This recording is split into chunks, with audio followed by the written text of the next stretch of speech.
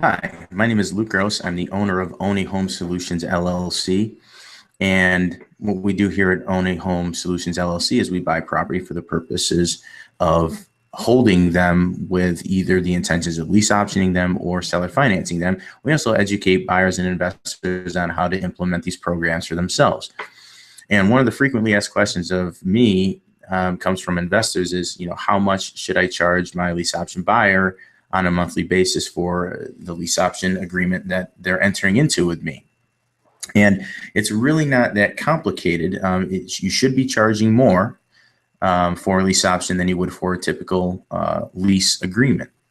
Reason for that is because you're taking on more risk, because essentially what you're doing is you're entering into an agreement with your tenant by giving them the option to purchase. So you're basically taking your house off of the market. You can't sell it to anybody else while they're in contract with you. You can't lease it to anybody else. Essentially what you're doing is you are committing to them for whatever the duration of time that lease option agreement is. So let's say, for example, it's a 3-year option.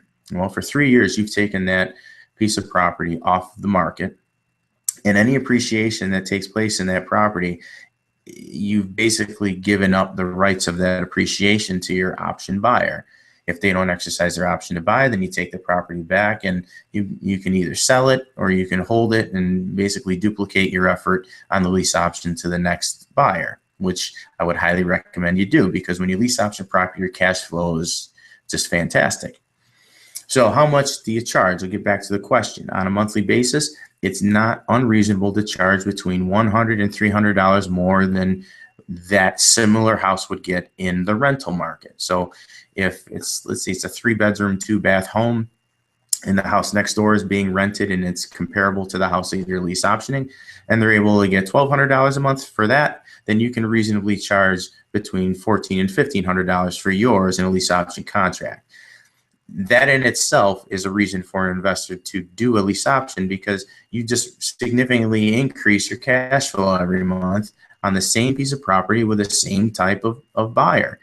So, it's really beneficial for you to do that. And again, you can charge more because you're taking on more risk than you otherwise would if you're just typically renting. It makes sense to do lease options. And I'll say it 1,000 times. If we're going to compare lease options to typical rentals, the lease option blows the rental out of the water every time. And I would challenge anybody that lease options are a better business model than just regular rentals. So if you want to get more information about how this system works and how it works for an investor, you can go to my website. It's lukegross.com, or LUKEGROSS.com. And you can download a free version of my ebook. It's Rent to Own Your New Home. It's a guide for prospective home buyers. It does cover some concepts for both buyers and investors. So feel free to go to my website. Just give me your name and your email address. I'd be happy to send you a free copy of my ebook. Thank you for watching the video, and I appreciate it. And I hope to hear from you. Thanks.